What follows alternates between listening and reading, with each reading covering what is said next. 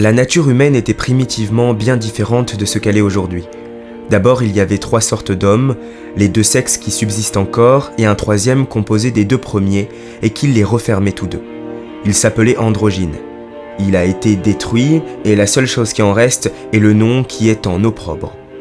Puis tous les hommes, généralement, étaient d'une figure ronde, avaient des épaules et des côtes attachées ensemble, 4 bras, 4 jambes, 2 visages opposés l'un à l'autre et parfaitement semblables, sortant d'un seul cou et tenant à une seule tête. 4 oreilles, un double appareil, des organes de la génération, et tout le reste dans la même proportion. Leur démarche était droite comme la nôtre, et ils n'avaient pas besoin de se tourner pour suivre tous les chemins qu'ils voulaient prendre. Quand ils voulaient aller plus vite, ils s'appuyaient de leurs 8 membres par un mouvement circulaire, comme ceux qui, les pieds en l'air, imitent la roue. La différence qui se trouve entre ces 3 espèces d'hommes vient de la différence de leurs principes. Le sexe masculin est produit par le soleil, le féminin par la terre, et celui qui est composé de 2 par la lune, qui participe de la terre et du soleil. Ils tenaient de leurs principes leur figure et leur manière de se mouvoir, qui est sphérique. Leur corps était robuste et leur courage élevé, ce qui leur inspira l'audace de monter jusqu'au ciel et de combattre contre les dieux. Zeus examina avec les dieux ce qu'il y avait à faire dans cette circonstance. « Je crois avoir trouvé, dit-il, un moyen de conserver les hommes et de les rendre plus retenus. C'est de diminuer leur force. Je les séparerai en 2, par là ils deviendront faibles. » Après cette déclaration, le dieu fit la séparation qu'il venait de résoudre, et il la fit de la manière que l'on coupe les œufs lorsqu'on veut les saler, ou qu'avec un cheveu on les divise en 2 parties égales.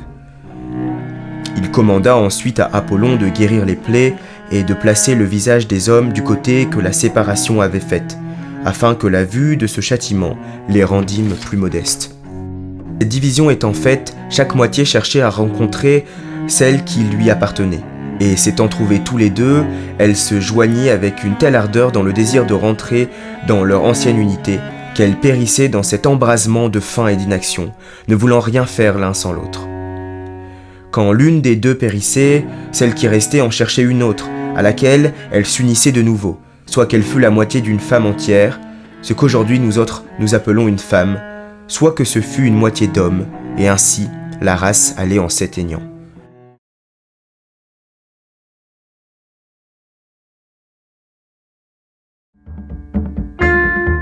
Zeus, touché de ce malheur, imagine un autre expédient.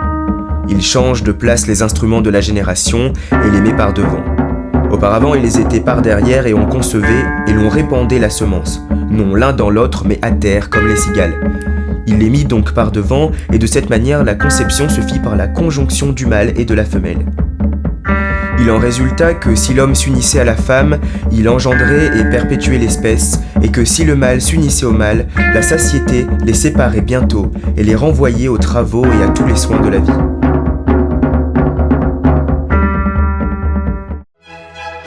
Voilà comment l'amour est si naturel à l'homme. L'amour nous ramène à notre nature primitive et, de 2 êtres n'en faisant qu'un, rétablit en quelque sorte la nature humaine dans son ancienne perfection. Chacun de nous n'est donc qu'une moitié d'homme, moitié qui a été séparée de son tout, de la même manière que l'on sépare une sole. Ces moitiés cherchent toujours leur moitié.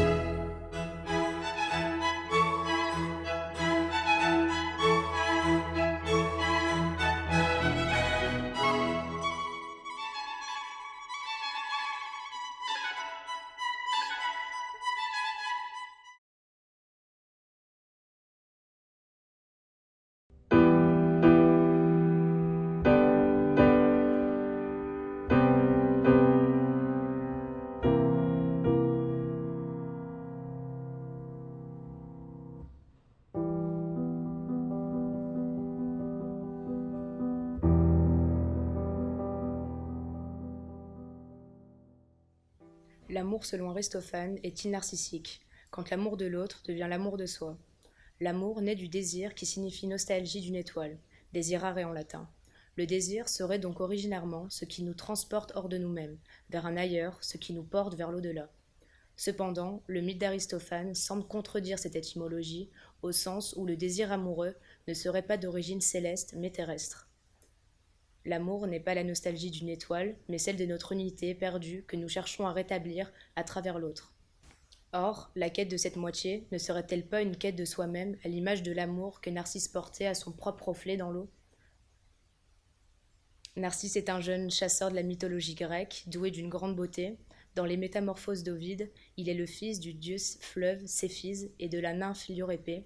À sa naissance, sa mère apprit de Tirésias qu'il vivrait longtemps, pourvu qu'il ne vit jamais son propre visage. Cependant, arrivé à l'âge adulte, il s'attira la colère des dieux en repoussant l'amour de la nymphe Écho. Poussé par la soif, Narcisse surprit son reflet dans l'eau d'une source et en tomba amoureux. Il se laissa mourir de langueur. La fleur qui poussa sur le lieu de sa mort porte son nom. Le désir narcissique qui tombe amoureux de son reflet n'est-il pas au fond de même nature que ceux qui cherchent leur moitié à travers l'autre? En effet, quand on se donne une idée de l'être à aimer, l'on aime une image qui nous ressemble et non l'autre puisqu'on se projette. Cela renvoie l'autre au statut d'objet, sur lequel on croit apercevoir un miroir. Ce sentiment de complémentarité, nous sommes faits l'un pour l'autre, revient à avoir trouvé une personne semblable à la nôtre et à la chérir. N'est-ce pas finalement l'amour d'un soi que l'on projette sur l'autre, tout comme Narcisse qui, subjugué par son reflet, en tombe amoureux? Or Narcisse finit par trouver la mort dans cette passion vaine par son propre reflet, sans assouvissement possible. On retrouve dans le mythe de l'androgyne cette idée que la recherche désespérée de sa propre moitié ne peut se résoudre que dans la mort. C'est en effet ce que déclare Aristophane en guise de conclusion. Chacun de nous n'est donc qu'une moitié d'homme qui a été séparée de son tout de la même manière qu'on coupe une seule en deux. Ces moitiés cherchent toujours leur moitié.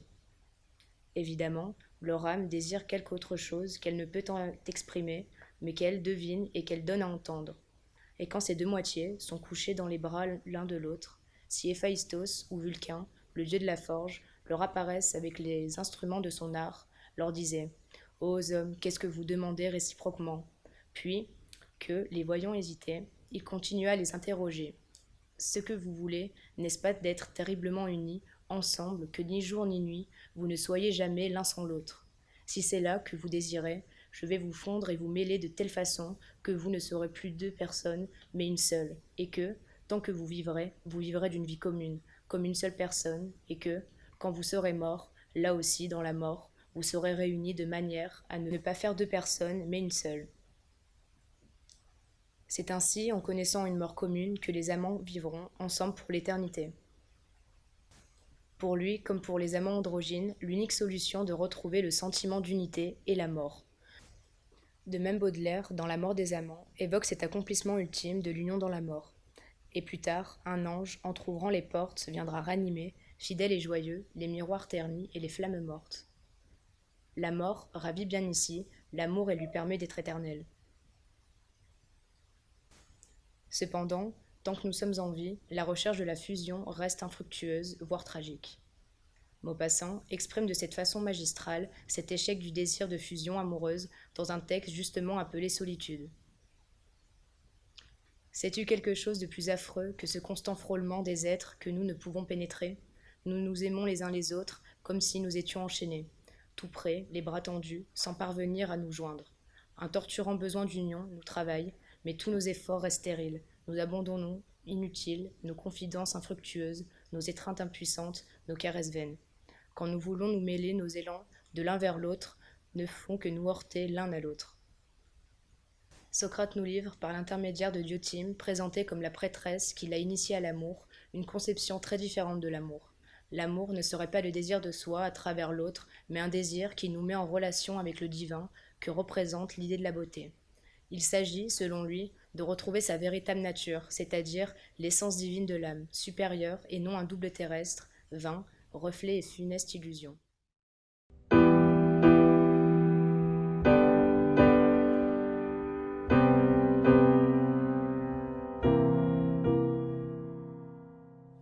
Il s'agit ici de déterminer quelle pourrait être la fonction psychanalytique du mythe de l'androgyne. Jadis, notre nature n'était pas ce qu'elle est à présent, elle était bien différente.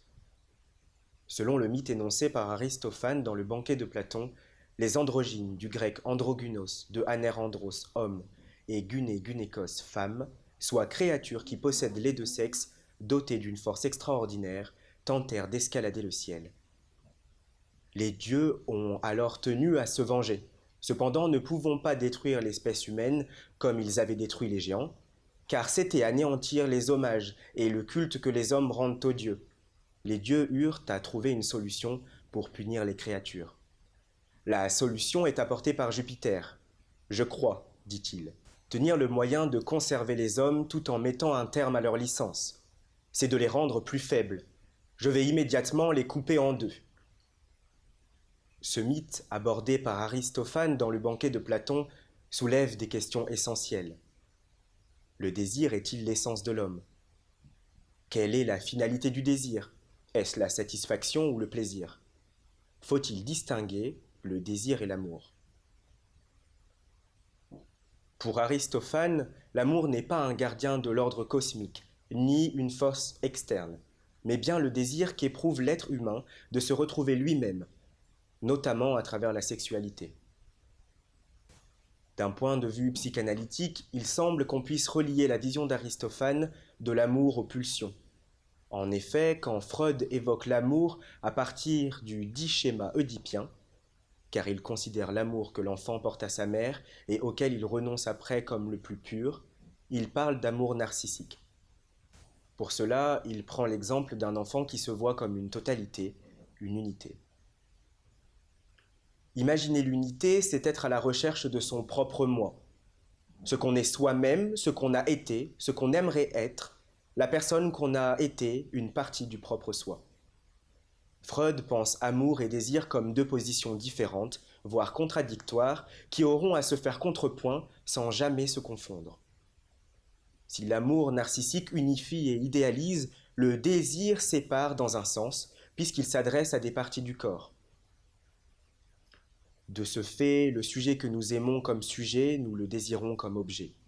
Nous désirons alors jouir de lui, et lui-même nous met inconsciemment en position d'objet, alors qu'il nous aime sincèrement comme sujet. Ce qui rend en un certain point l'amour compliqué, voire contradictoire, dans le sens où même s'il est réciproque, il n'est qu'un désir d'être un, ce qui rend compliqué la relation à deux. Ce qu'on peut retrouver chez les deux jumeaux du film Dead Ringer. L'amour narcissique se trouve être alors une ignorance du désir. La réponse de Socrate à Aristophane semble, elle, prendre le contre-pied de ce que soutient Agathon et dans un certain sens Freud. Socrate, usant de son ironie habituelle, passe par la figure de Diotime et ne cache pas qu'il veut faire un éloge de l'amour, de ce qui est bon et beau. Diotime aborde notamment les conséquences de l'amour sur l'être humain. Selon elle, l'amour, Eros, compris de la bonne manière, amène l'homme à se dépasser sans cesse. Il faut comprendre l'amour dans les deux sens du terme, la création mais aussi la poésie. Il y a non seulement l'amour ou le désir de ce qui semble être bon en général, mais aussi le fait d'être amoureux. Pour Platon, l'objet du vrai désir n'est pas de trouver sa moitié, mais de trouver ce qui est bon et beau. L'amour, chez Socrate, semble être une modification totale de l'être, un voyage du monde du sensible pour tendre vers celui de l'intelligible. On passe de l'amour d'une certaine beauté physique pour atteindre l'amour du bien, du bon, de la vérité et de la beauté idéale. Le mythe d'Aristophane pointe l'impossibilité de faire coïncider le désir avec l'idéal fusionnel. Ce désir d'étreinte narcissique serait au fond un fantasme morbide. L'autre n'est envisagé que comme objet qui soigne la coupure originelle. Aristophane précise d'ailleurs que si l'une des deux parties meurt, la moitié qui survit cherche n'importe quelle autre partie pour s'enlacer à elle. L'être de l'autre dans le désir n'est pas un sujet, mais un objet interchangeable.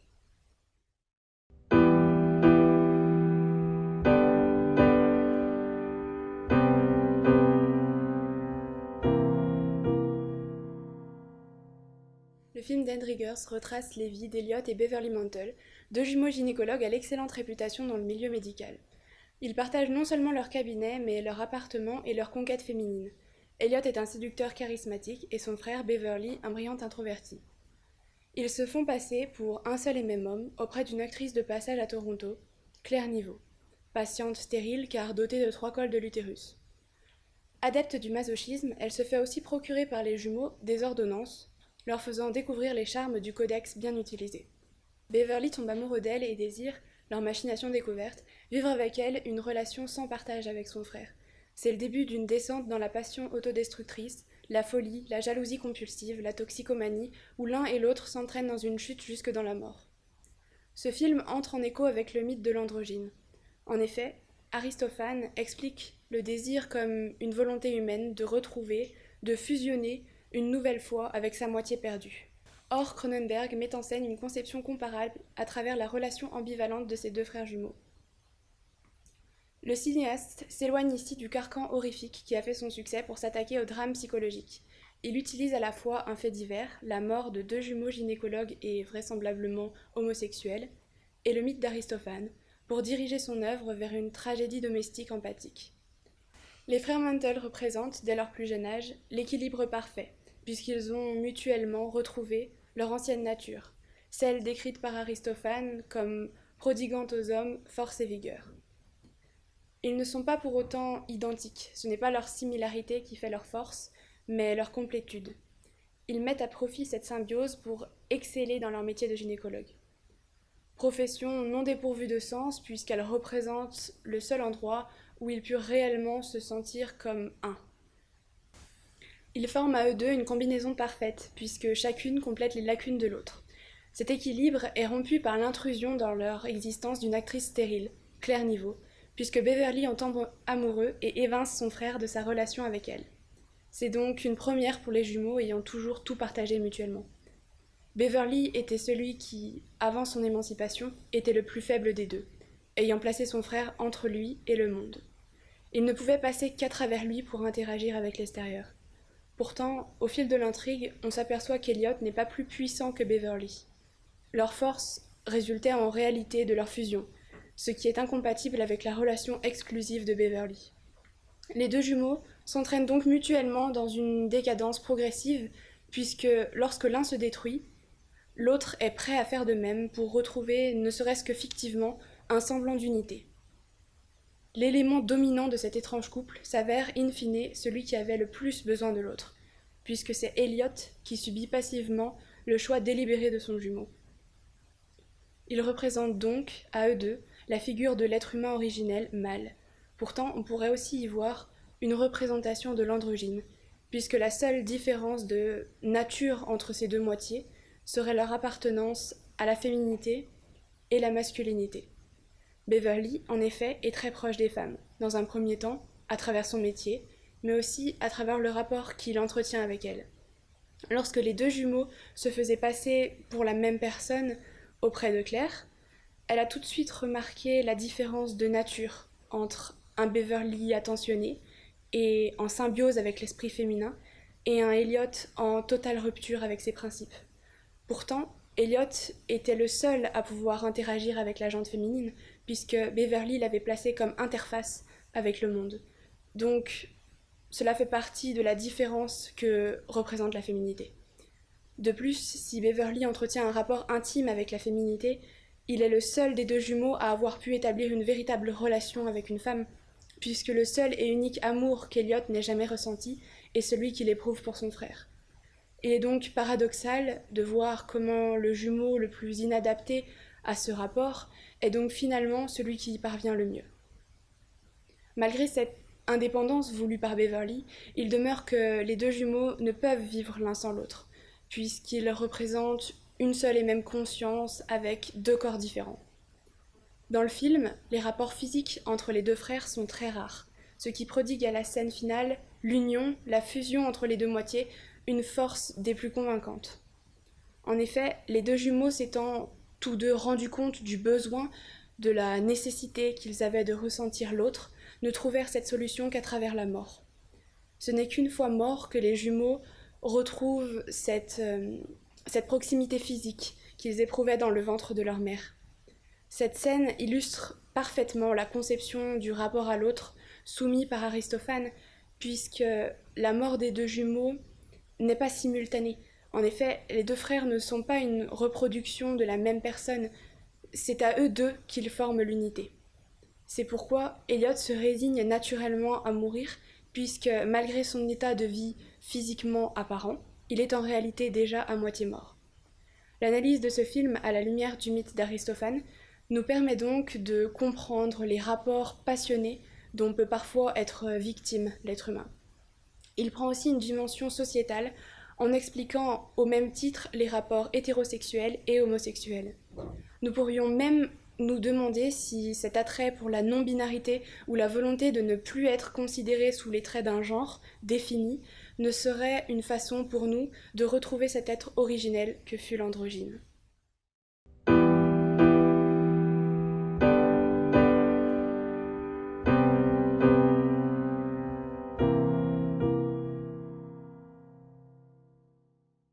Socrate nous transmet une conception particulière de l'amour, à travers les paroles d'une femme, une prêtresse d'Apollon nommée Diotime.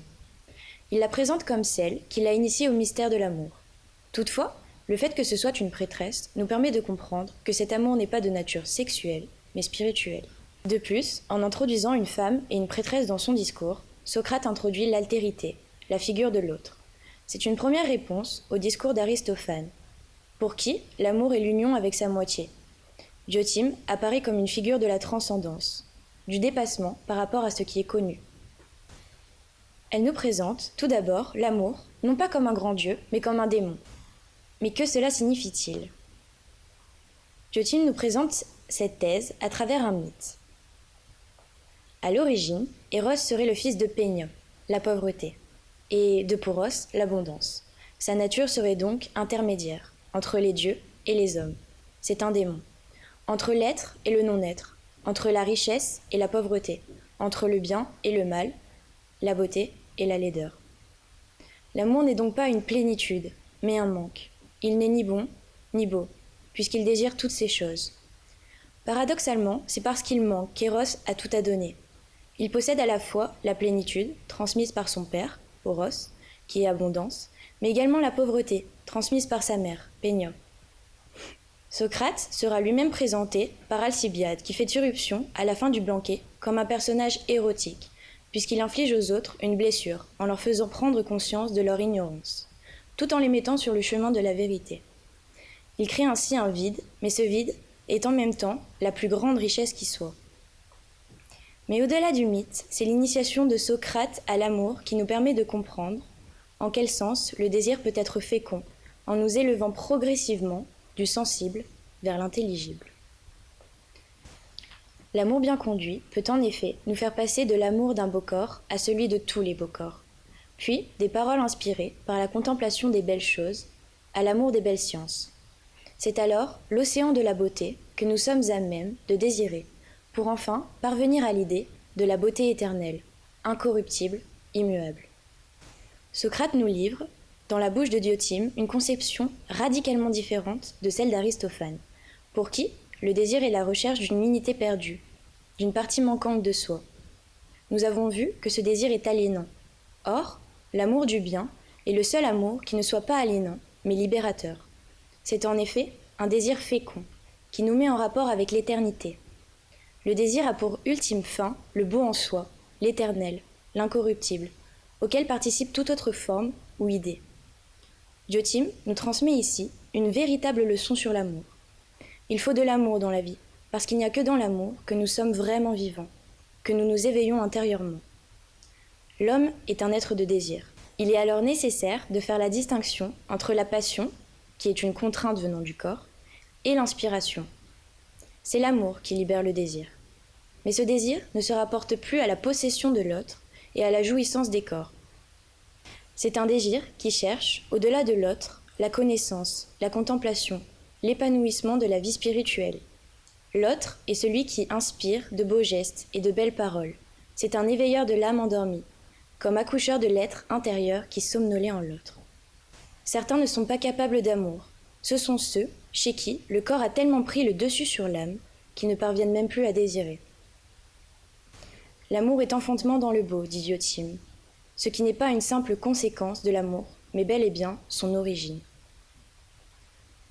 Or, le discours d'Aristophane n'appréhende pas l'amour à travers le désir du beau, ou encore d'un corps, mais en tant que désir impossible à exprimer par les amants, qui sont alors poussés par la nostalgie d'une unité perdue. Pour Diotime, au contraire, l'homme manque perpétuellement d'absolu, d'éternité. La beauté sensible vient ne serait-ce qu'un instant, combler ce manque. Mais il faut prendre conscience que ce n'est qu'une partie du chemin. On pourrait simplement se contenter d'admirer un beau corps, mais ceci reviendrait à mettre de côté ce dont le spectacle de la beauté nous délivre, à savoir l'attachement aux choses matérielles, aux apparences changeantes. De ce fait, le discours de Diotima se révèle être l'opposé de celui d'Aristophane. L'énergie amoureuse ne doit pas se perdre dans l'union avec l'autre, mais être soutenue pour extraire de l'âme ses richesses. Cet élan doit alors être utilisé comme une maïeutique pour permettre à l'âme d'enfanter ce dont elle est riche. La notion d'inconscient est alors implicitement proposée par Platon, à travers un désir qui serait enraciné au plus profond de chacun. La montée vers le beau est alors un moyen de nous éloigner, pour Platon, de la grisaille de ce monde, dont nous sommes prisonniers, pour ainsi nous élever vers une beauté supérieure. Diotima nous livre le plus profond et le plus bel éloge d'Eros, tout en esquissant le portrait de Socrate, le philosophe.